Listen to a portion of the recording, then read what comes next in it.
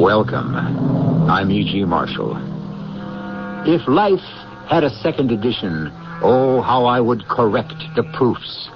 So sighs the poet. And I'm sure most of us would agree. Yet, if by some accident or miracle, call it what you will, the book of your life could be reprinted, would the pages show the same mistakes? Who knows? Who can really say for sure? Joey, that dame, she goes for you. Hit her up for some dough. No. Joe, we got nothing left to drink. Go see that dame. She'll give you a couple of bucks. No. I'm not like you. I'm not a bum. I was a cop. A detective first grade. One of the top men in the department. Yeah. And I'm going to be back up there again one day. You just wait and see.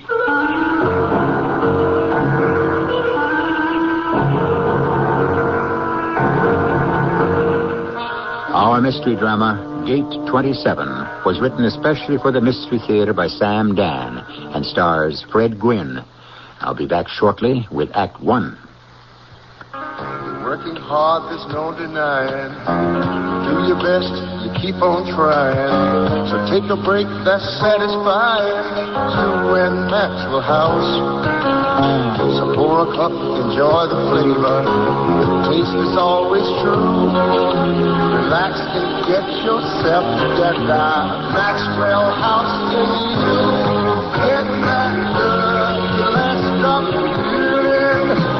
With Maxwell House, only Maxwell House gives you good to the last drop in.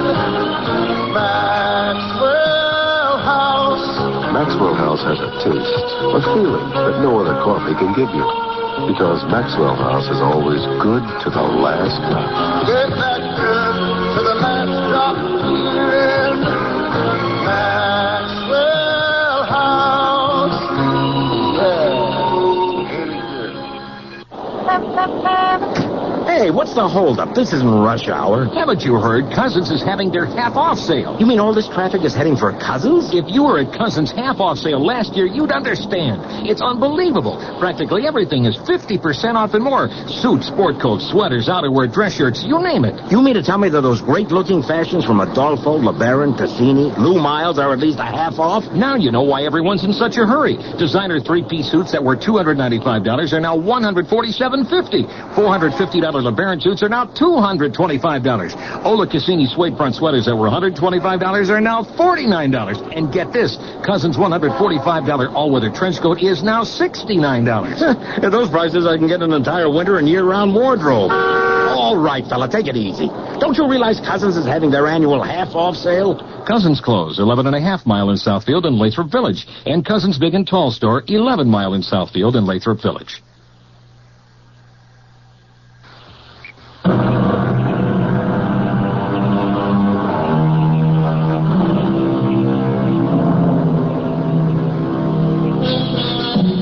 What did the philosopher say? He that is not handsome at 20, strong at 30, rich at 40, nor wise at 50, shall then never be handsome, strong, wise, or rich. Our story will tell of Joe Driscoll, who has just arrived at his 50th birthday, and at this point has none of those attributes. However, let the tale be told by a man who knows Joe Driscoll better than anyone else, Detective Lieutenant Frank Ruhlbach. The fact is, at the time you were discussing there, Joe Driscoll was a bum. A down-and-out drunk who just drifted around. Every morning you'd see him in Grand Central Station, here in New York, at the height of the commuter rush hour. And he'd usually shape up in front of Gate 27 on the upper level. The railway cops were always ready to give him the bum's rush. Hey, you. Keep moving. I'm not doing anything. Start walking. I guess you could say it's the standard morning ritual. Both of them know it. After a while, the cop has other fish to fry, and Joe is left in relative peace. But by now, most of the incoming crowd has already walked away from Gate 27. Only a few stragglers are coming up the stairs. One is an elderly, grim-looking, hatchet-faced man. A most unpromising prospect. But beggars can't be choosers. Mister, could you spare a Get phone call? lost, you filthy animal. And now there's only one more person coming up the stairway. A lady. As a rule, Joe is not a mall buzzer. That's a guy who works on women. With some of them, all you have to do is open your mouth and they scream. But this one looks to be somewhere in her 40s, nicely dressed in a blue suit, and she has a smile on her face. Excuse me, ma'am. Yes? What is it? Could you spare 50 cents for a cup of coffee? 50 cents for a cup of coffee.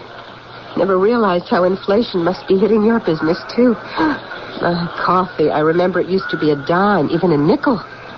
What could a nickel possibly buy today, do you think? Nothing. A dime? Maybe a phone call? If you had a dime, is there anyone you'd want to call? No. You know something? I happen to have a dime, but there's no one I could call up either. Well, 50 cents, you said. You're not really going to buy a cup of coffee with it, are you? Oh, yeah. Oh, yeah, sure. Tell me, can you actually get a bottle of whiskey for 50 cents? No. But, 50 cents here, 50 cents there. It adds up. And how many 50-cent pieces have you made so far this morning? None. Well, then, we better get you started. Here. Oh, say thank you. I appreciate that. And that's how it began. Each morning, he'd wait for her to come up the stairway at gate 27, and each morning, there she'd be in her smart blue dress. And each morning, she'd smile at him cheerfully and say, Hello there. Here you are. Say thank you. I appreciate that. She'd hand him something, change or a dollar bill, and she'd walk away. And that was the extent of it. She never asked him his name or why he was on the bum. She never suggested that he try to reform. She just smiled and handed over the money. Later in the day, he'd be sitting in the park with a crony. They'd be drinking. Something was happening inside him. Something that he thought had been long dead. Here you are, Joe. Huh? What's that? It's your turn. Oh. It's your bottle. I don't want any. What do you mean? You don't want any? Just what I said. Oh, okay. More for me. Joe. Yeah? Why don't you want any? I'm gonna quit drinking. Yeah? That's good. I wish I could quit. Why are you gonna quit? Because of her. A dame? Yeah. Oh, that's something new. I heard of guys who start drinking because of a dame, but to quit? Who's the dame? I don't know. You mean you ain't even met her yet? No. I met her. You met her? You don't know who she is. Yeah. I feel I want to talk to her. But how can I talk to her? What can I say to her? Harry, look at me. I'm just a bum.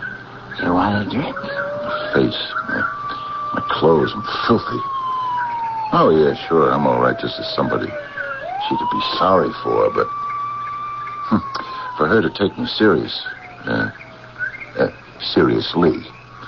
as a person, as a guy, you know what I mean, Harry? You sure you don't want any more of this?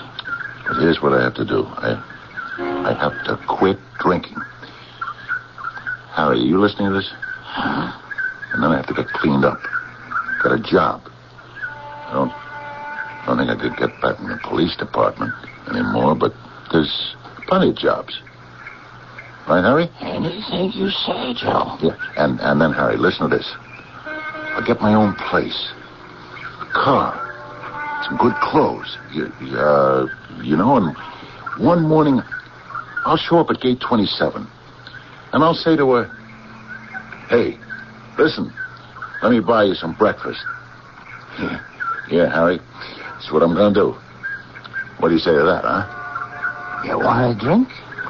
Harry, I said no. This is it. No. And every afternoon he'd sit there in the park, and every afternoon he'd bravely make the resolution. But as the shadows lengthened and dusk gradually enveloped the city, his resolve would falter and then weaken and finally collapse. You want a drink, Joe? Joe? Yeah, Harry. Hand it over. And when night would fall, he'd find a doorway or an alley or, if he had the price, one of the flop houses. He could barely afford a bowl of soup. But at least dreams were free. You didn't have to pay for them or work for them. You could have any dream you wanted as long as you wished for it. And in his dream... And the witnesses say he was reaching for his gun. They saw his hands move, so they thought he was going for his gun. But you see, I knew better. I knew he was going to raise them high in the air. How? How did you know? I could see it in his eyes. He was scared. He didn't want to die. I could see it in his eyes. But I shot him anyhow. Why, Joe? Why did you shoot him?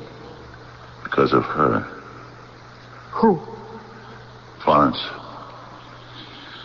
My wife, Florence. Oh, you were married? Yeah. I loved her. Even though everyone told me about her. What did everyone tell you? Oh, things I wouldn't believe. I'm sorry. Yeah. Then one day I came home when I wasn't supposed to, when I wasn't expected, and I caught him. In my own house. I caught her with him. With whom? Who knows? If I'd come home earlier a different day, it would have been somebody else.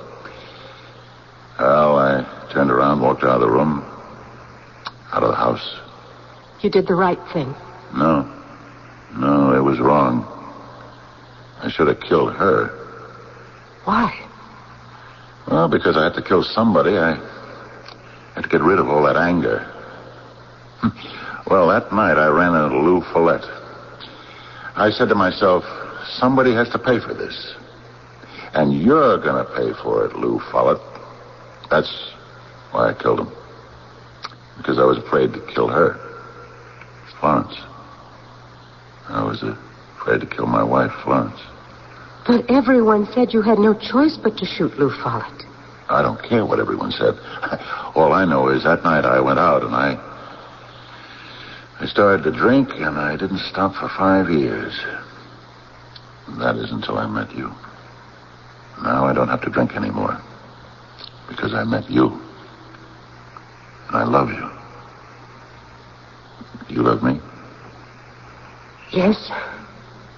I love you. I knew it the moment we met. So did I. But when I think of what I must have looked like... I didn't notice any of that. How could you miss it? I looked into your eyes. I fell in love with your eyes. I love you. But, you know, I don't know anything about you. What do you want to know? Everything. Tell me everything. I don't even know your name. What's your name? Wait. Don't go. Where are you going? What's happened to you? Where did you go? I didn't go no place, Joe. Where did you go? I'm here, Joe. Are you okay? Joe? Are you okay? Harry, where did you go? No, Joe, you was dreaming. Dreaming. No, Harry. No, you were so real. Listen, Joe, there's one thing about you. You can sleep anywhere. The two of us, we were sitting there together. It's morning, Joe. The bottle's empty. We gotta get another one. And she was about to tell me her name. Oh, why do I always wake up when she's about to tell me her name? Joe, you know the dame you told me about? The one in Grand Central that always starts you off with 50 cents or $1. You want to go there? Hit her up again, Joe? No. Oh, she's a pushover. I don't want to see her again. Oh, Joe. I don't want to see her again until I'm ready for her. You're ready now. You ain't got a dime. Go over to Grand Central. See if maybe you can hit her up for more than $1. Harry, I'm not going to take another dime from her as long as I live. Do you understand? Joe, let go of me. I'm not like you. Harry, you listen to me? I'm not a bum. Yeah, sure. I'm not a bum. I was a cop, a detective first grade, one of the top men in the department. And I'm going to be back up there again, Harry. You just wait and see. Bold words, strong words. But even as he spoke, he was already headed toward the terminal and track 27. He waited till the stream of incoming commuters brushed by him, and finally, there she was, wearing the same blue suit, the same sunny smile. Hello there. Here you are. And she pressed the coins into his hand. She kept walking, and the great escalator took her up into the Pan Am building and out of sight. And he stood there, and suddenly he was in the dark, because the light had just gone out. He was in the dark, and his eyes were filling with tears. His heart would be breaking if it hadn't already been broken 5 years before.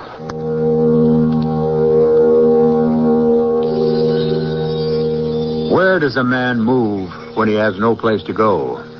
When the light of hope is finally gone out and he is surrounded by the eternal darkness? Well, if he's a character in one of our stories, he can move on to the second act, where it is to be hoped things will get better. Can't see the difference between the letters B and D. He won't stop talking for 5 minutes. Why won't she behave at school? He won't sit still. My child tries so hard, why can't he learn? He can't distinguish his right hand from his left. Why can't she remember how to tie her shoes? He's impossible to live with. This is Pat Collins for the Foundation for Children with Learning Disabilities. These frequent complaints of parents can actually be symptoms of a child with learning disability. Problems in language and math, lack of coordination, disorganization, and hyperactivity are just a few indications of this problem.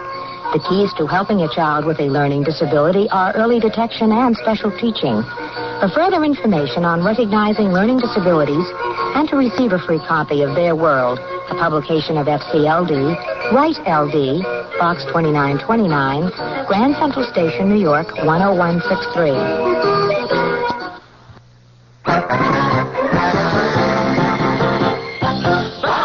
By now, everybody knows that Falvey, the most reliable name in automobiles, is Toyota. Oh, Falvey is Toyota. Because Falvey, in the Troy Motor Mall, still maintains the widest selection of Toyota cars and trucks. And because Falvey is price competitive on Toyota, Falvey has quickly become one of the largest Toyota dealers. Falvey of Troy in the Troy Motor Mall. But that's not all.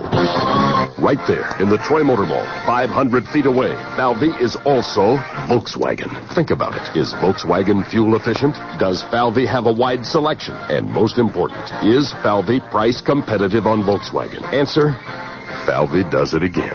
Volkswagen, Saab and Jaguar, Toyota too. Falvey is on a beat. Falvey of Troy in the Troy Motor Mall. Hello, this is Bob Newhart. You say you've insulated your doghouse. Uh-huh. And you wonder if you can take a deduction on your income tax. Listen, I think you have the wrong number. Yeah, you want the public library. The library, right. He'll answer any. Have any questions at all, you can call. I'm the library. The library, right. So you just call them and ask them any question, and... What's that? Golly, I don't know if penguins can sing. I don't know who invented applesauce. Listen, I think you want the public library. The library. Oh, I think penguins can hum a little. Don't mention it. If you have any questions at all, you can call. On the library, you can call. A public service message of the American Library Association and your local library. On the library.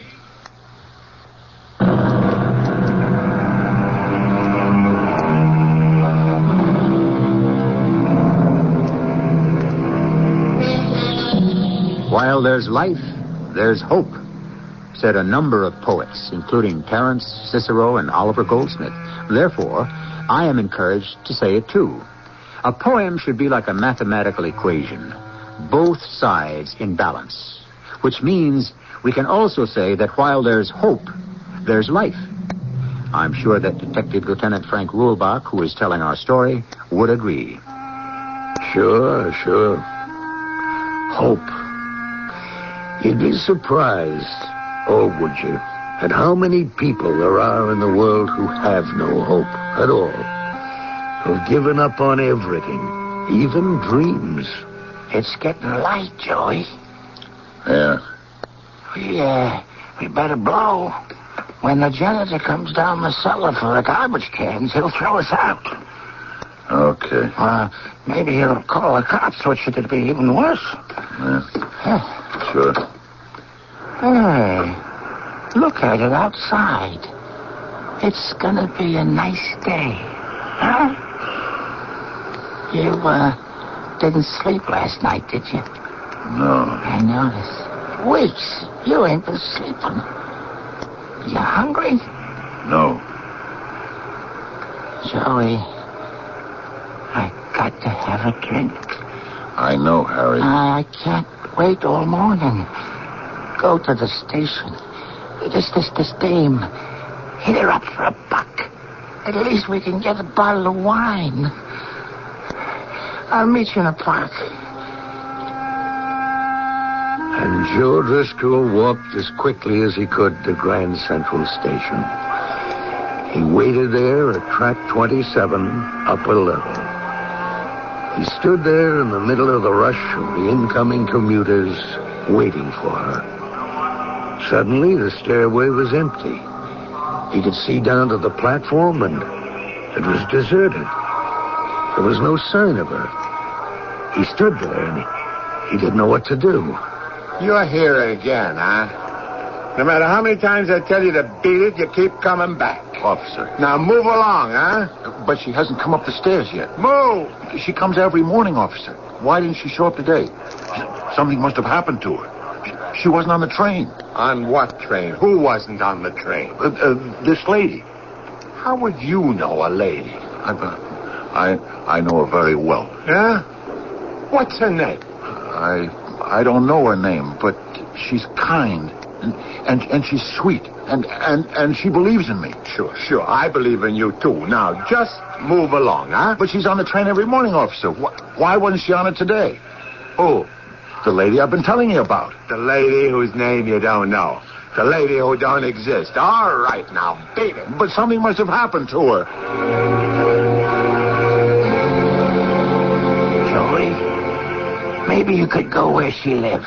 Harry, how many times have I told you I don't know where she lives? Well, could you look her name up in the phone book? Harry, I don't know her name. Joe, we just can't sit here all day. What could have happened to her? What's the difference? Harry, she's in trouble. Oh, everybody's in trouble. Whole world's in trouble. Why wasn't she on that train this morning? Joe, we can't sit here all day. Please, Harry, I have to think. About what? Just let me alone, will you? Let me think.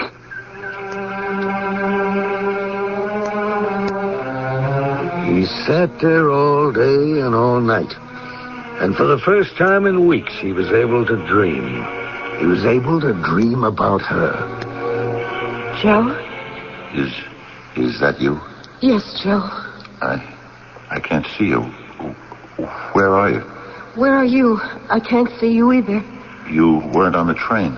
I know. Where were you? Joe, I need you. Help me. Help me, Joe. How can I help you? Please. I love you. Help me. How? What can I do? I'm nothing. Nobody. Don't say that. It's true. I'm just a bum. You're not. You're not. No. Just look at me. I am looking at you. I see a man of strength, of character, of courage. No. It isn't true anymore. It's true if you want it to be. Do you want it to be? Try, Joe. Try. I'm afraid. Don't be afraid. I'll help you. But first you have to help me. I need you. Please, come to me. Where are you? Come to me. How can I find you? You can find me. How? Aren't you Joseph O'Dowd Driscoll, one of the top detectives in the department? I'll find you. I'll find you. Joe.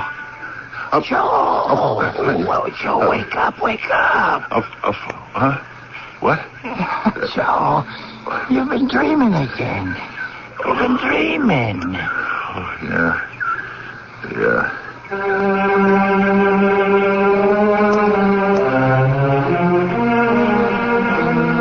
That morning, I think I got the shock of my life. I was sitting at my desk, and I looked up, and there was this grimy-faced, ragged bum standing there. How'd he get in here, anyhow? Don't you recognize me, Frank? I guess you don't. It's me. Joe. Joe? Joe Driscoll. Oh, Joe. How are you, Joe? You can see how I am, Frank. How are things? Things couldn't be worse. Joe, if you need a couple of bucks... Frank, I need more than a couple of bucks. I need a bath. I need a shave. I need a haircut. Frank, I have to borrow a suit of your clothes. You've got to help me. Yeah, okay. I have to find her. She needs me. Who? This girl. No, this woman. This wonderful woman. And he told me about her. He told me everything I've told you so far. I listened. I really didn't know what to think anymore, I suppose, than you do. After all, what can you say to a man like Joe Driscoll? Maybe she's got another job. No. Which could mean she doesn't commute anymore. No. Well, maybe she takes an earlier train. No. A later train. No. Why do you keep saying no? Because I don't think so. Why don't you think so? Because she's in trouble. Well, maybe she's on vacation. I don't think so. Look, maybe she got married and she doesn't have to go to work anymore. I don't think so. Why do you keep saying I don't think so? Because I know she's in trouble. How do you know? Because I'm still a cop, Frank. I still have a policeman's instinct. I know she's in a jam. I just know it, that's all. Okay. Well, what do you want me to do about it?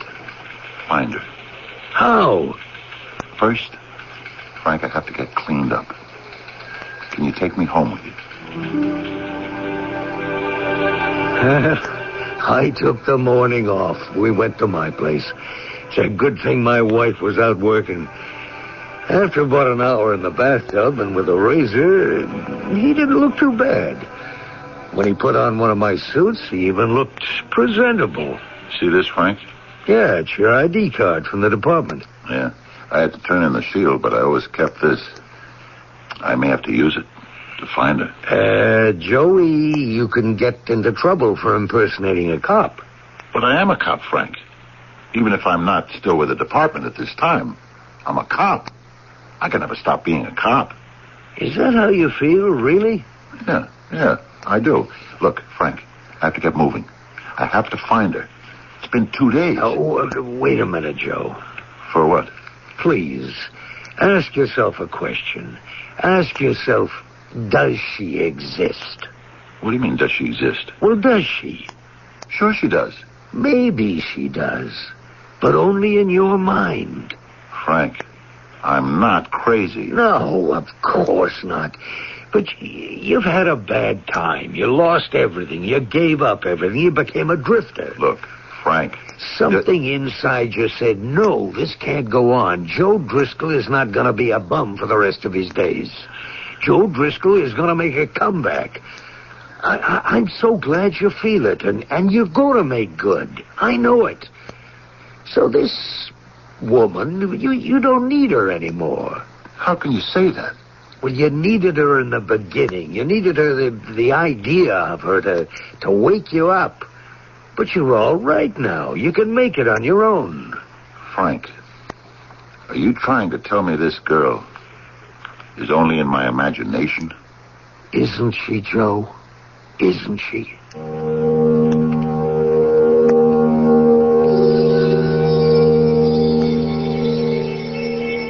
Is she or isn't she? For 5 years, Joe Driscoll has been a drifter and an alcoholic. Has a mysterious woman inspired him to return to society, or is it his own innate sense of right and wrong which is making itself felt? Remember, we have only seen and heard this lady through Joe Driscoll's senses. Who is to say that it all hasn't been inspired by the bottle? Of course, that's why we have a third act. Weekdays on CBS television. Don't miss your favorite daytime dramas. Follow the continuing stories of people loving, hurting, and needing each other. Their lives changing every day, full of turmoil and triumph on The Young and the Restless. Then, it's romantic intrigue and hidden desires on As the World Turns. Be sure to watch The Young and the Restless and As the World Turns. Weekdays on CBS television. True Value hardware stores hope you never have a problem starting your car this winter. But just in case, be prepared with the Carroll Cable 12-foot 10-gauge booster cable set, just $6.88 as their January hardware value of the month.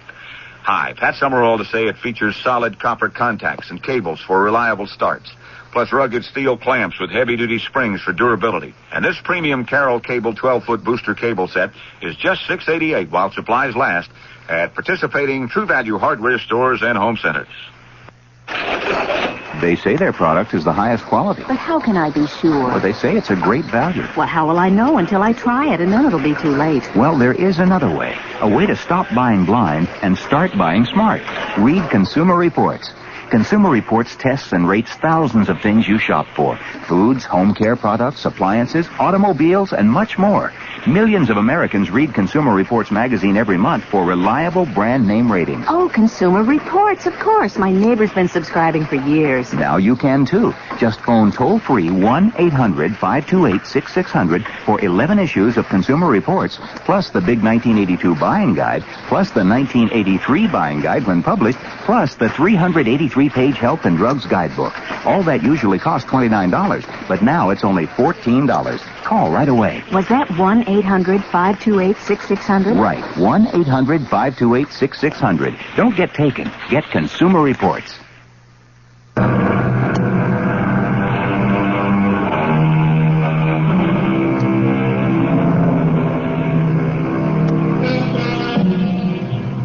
Who was it that first called it the Demon Rum? Certainly the name is apt, even if it so happens that it isn't the same demon for everyone. For some, it's a demon that can spin an entire universe of gossamer fantasy. For others, the demon creates a shadow world that seems so real, so logical, so wonderful. Ask yourself, Joe, does she really exist? Yes, Frank, she does. Okay. You don't believe that? Sure, Joe, sure. I believe it. Well, I don't care if you do or if you don't. I believe it. Help me get started. Will you, Frank? Joe, listen, I don't know how good this is going to be for you. Please, Frank, help me. Joe, I want to see you come back, and I'll do everything I can to help you. Then do what I ask you. What? I told you what. Just help me get started. How do I begin, Frank? You see, I've been away a long time, and my mind isn't working the way it used to. What's the first thing I do? Well, there could be a perfectly reasonable and logical explanation why this woman... that is, if she exists. Well, please, Frank, we're past all that. She exists, and she's in a jam. Now, how do I get started? Okay. Let's go to the scene of the crime.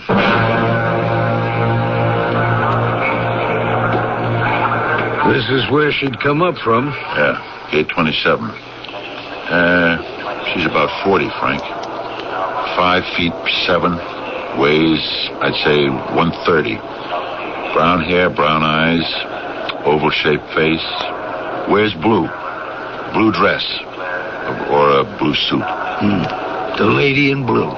She always makes this train that gets in here around 8 o'clock. Now, first thing we have to do is find out where this train comes from.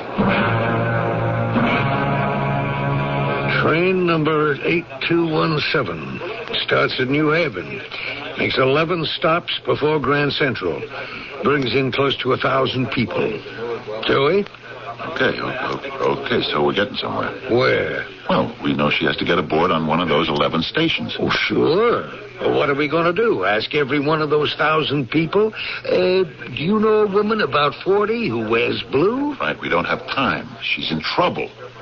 I know it, and I have to get to her fast. Look, there has to be a way to cut through all of this. You're too smart a cop, or you used to be, to believe you can break a case in 15 minutes. Frank, I can't get rid of this feeling. We don't have time. But time is what a cop needs. Time and patience and shoe leather. You know that, Joe. We can't ask 1,000 people. My point, exactly. But you don't have to ask 1,000. How many people are in each car? I don't know. 80, 100, maybe? Huh. I think I got something. Yeah, what? The car she rides in. Well, it doesn't have to be the same one every day. But it is. Yeah, it is. How do you know? Listen, Frank. Here's how it was. I'd be at this gate, right? The train would come in, and a whole mob of people would come up the stairs. And you know where she'd be? No.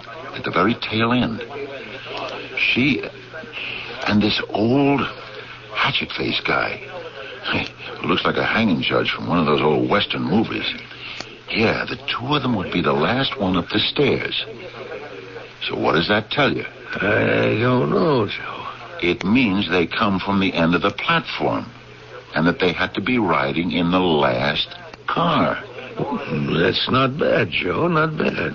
Yeah, so we don't have to talk to the whole train. The conductor who covers the last car, he'd know. He'd see her every day. Well, that doesn't mean he'd know her. I mean, know her name or anything about her. Yeah, but he'd know where she gets on, which one of those 11 stops. And then we would know where she lives. Uh-huh. So we wait till tomorrow morning when the train comes in. We ask the conductor on the last car. But we can't wait till tomorrow. Why not? Because we don't have time. Frank, I'm trying to tell you. She needs me now. Well, what is that we can do? Maybe we can find their conductor. Now? Joe, look, I gotta get back. Maybe he's got a layover till his next trip. Frank, where do those train crews hang out? It's okay. It's okay. I can take it from here. You looking for me? I'm a police detective. You the conductor on the last car of train 8217? Well, I'm not the conductor. I'm just a brakeman. But do you work the last car? Yeah. Hey, what's this about? I'm due on number 1212. I'm filling in for a pal. I gotta be on the platform in 5 minutes. Listen, on the last car of this train, every morning there's a lady. Would you happen to remember her? Mister, you got the idea how many ladies were on that train? This one has brown hair, brown eyes. Yeah, that's my type. About 40. That's just about the right age. Yeah, and she dresses in blue. Oh, yeah, that's the bee lady. The what? The bee lady. She raises bees. How do you know? Well, she told me. She raises bees. She makes a special kind of honey. Because these are very special bees. I understand they're dangerous. But that's what makes the honey. Anyhow, she comes in every morning to call on her honey customers. Oh, what's her name? Well, how would I know her name? Do you know where she gets on? Yeah. Sometimes I see her running for the train. I hold it for her. Hey, what's wrong? Well, why do you say something's wrong? Well, the past 2 days she hasn't been on the train, and now the cops are asking about her. And you're trying to tell me nothing's wrong? Where does she get on the train? Station called Eastport, 6 miles out of New Haven. Help you? Yeah, I'm Sergeant Driscoll, New York Police. I'm Sergeant Summers. How can I help you? I'm looking for a woman. About 40, brown hair, brown eyes, oval face, dresses in blue. Oh, come on. I could describe a great many women. In the morning, when she makes it, she gets on the 658 to Grand Central. Oh, that doesn't give me anything to go on. You wouldn't happen to know her name. That's what I'm trying to find out. Offhand, that description doesn't strike a note, huh? Well, I tell you, it used to be a little town. Everybody knew everybody else. But now there's so many new people. Yeah, I understand she keeps bees. Bees? Yeah. Well, I don't know. We got all kinds of folks, all kinds of hobbies. I understand it's more than a hobby. It's a business. A business, you say? Yeah, she sells the honey. What do you want it for, Sergeant? Let's just say it's personal. Okay. Only thing I can tell you, walk around town, ask at the stores. You might run into a friend of hers. Huh. I don't think she has any. No friends? No, I don't think she knows very many people. Why do you think that? Oh, because of something I remember she said to me. She said, I happen to have a dime, but there's no one I could call up either. What was that again? Yeah, it's not going to help. Well, look, all I can say to you, ask around. Somebody might know her. Yeah, but the trouble is that could take time, and I don't have time. Well, I wish I could help you. Yeah, thanks. Wait. She doesn't sell honey in this town, but she makes it here. Which means, doesn't she have to have some kind of certificate or permit? Let me check it out with the town clerk. Aviary. There's a listing for a Mrs. Louise Hastings. Mrs.? She's described as a widow, place of business and residence, Frog Hollow Road. Where's that? Oh, boy, that's in the boonies. Yeah, well, how can I get there? You could never find it. Tell you what, Detective Driscoll. Let me give you a lift.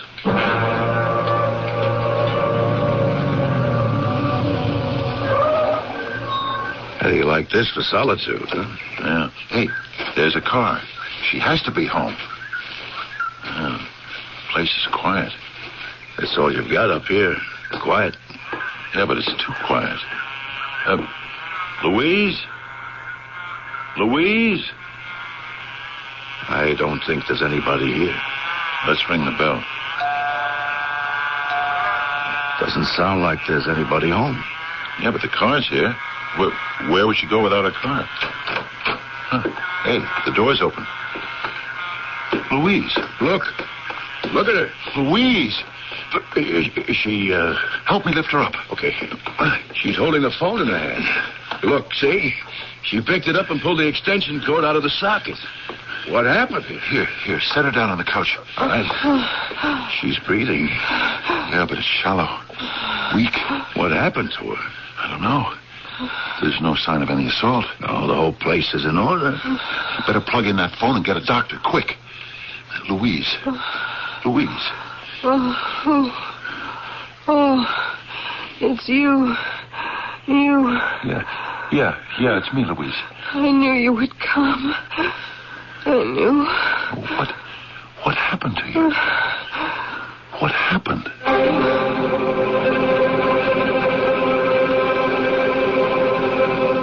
What happened, Doctor? What happened? She shouldn't be fooling around with bees, especially the kind she messes with out there now.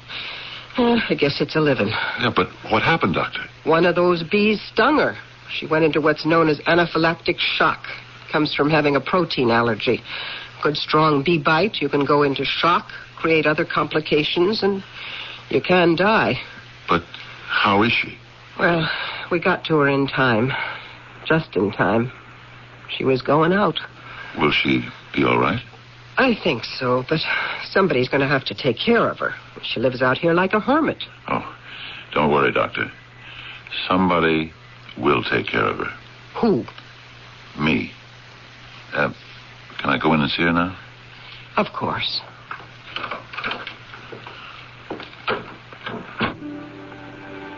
Hello, Louise. Hello? Who are you? I waited for you at gate 27 for the past 2 days.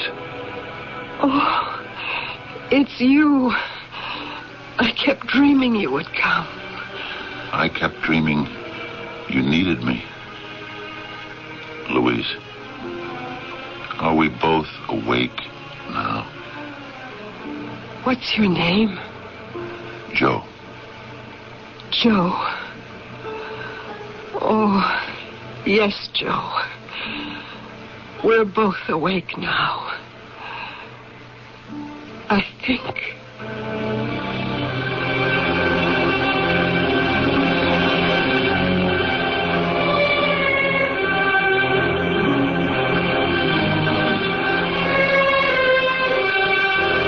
Cast your bread upon the waters, the book tells us. One good deed deserves another. The basic, the most elementary principles of life. And consider all these rules of brotherhood and charity were formulated by the ancient peoples. Why? Perhaps in those times they understood that charity not only aids the receiver, but also enriches the giver. And it forms a common bond for all humanity. I shall be back shortly. Hi, I'm Landon Saunders. And you know, it's the little things that get you down. You wake up in the morning feeling pretty good, but the kids are sick or noisy or messy or all three, or the traffic's bad. Your job's no better, your boss is grouchy, your coworker's lazy. Your bills mount up and you feel tension that you didn't have before, and you become morose, depressed. Maybe you have 3, 4, 5 days like this in a row, and you don't know what to do. Well, I've got a few suggestions that I think will help you cope with that depression. Here's one idea. Decide not to let your depression dehumanize you. You're a person, a very special and valuable person. Nothing or no one can change that. And you don't have to react in any other way. Your depression is never bigger than you are, and it's generally not fatal. If you'd like a copy of my depression plan, it's free. Just put the word depression on a postcard and send it to me at this address. Heartbeat, Hartford, Connecticut, 06142. This is Heartbeat.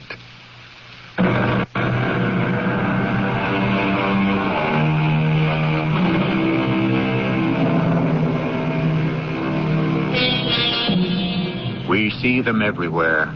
The ragtag members of that aimless army of the hopeless, the homeless, the defeated. They drift through the streets and the public buildings of every town and city.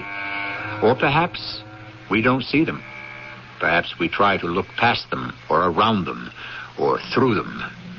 Is it because they make us feel so nervous, frightened, guilty? How hard it is to be thy brother's keeper. Our cast included Fred Gwynn, Kerry Keane, Court Benson, and Bernard Grant. The entire production was under the direction of Hyman Brown. And now, a preview of our next tale. We thought you were on the ocean. I was. Well, what happened? Didn't you like it? I liked the water. I kept hoping I'd see a whale or some dolphins, but I never did. I guess they live out further where it's deeper. I don't know. Anyway, no whales, no dolphins, so I took the next boat back from Newfoundland. And here I am. Why didn't you let us know? I didn't think of it. We'd have met you. I took the Hackney coach from the station. Had a little trouble with the front door. But you haven't. Well, we're coming up to the midnight hour now, and here are some of the top headline stories we'll be following. Tonight's Super Bowl pub crawl ends in tragedy for two. I'm Gary Baumgarten, and I'll have a live report upcoming. And more automotive layoffs loom over the city this evening. Rob Marr will have details on that story. From Weather Command, it's going to be very cold.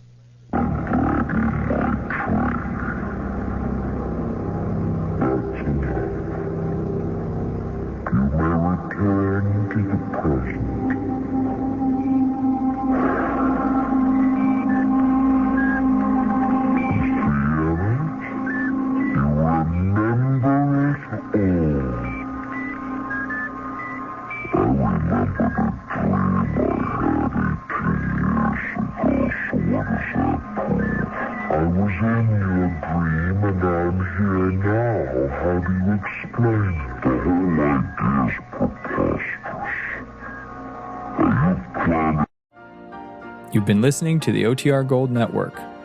Find more classic radio at otrgold.com.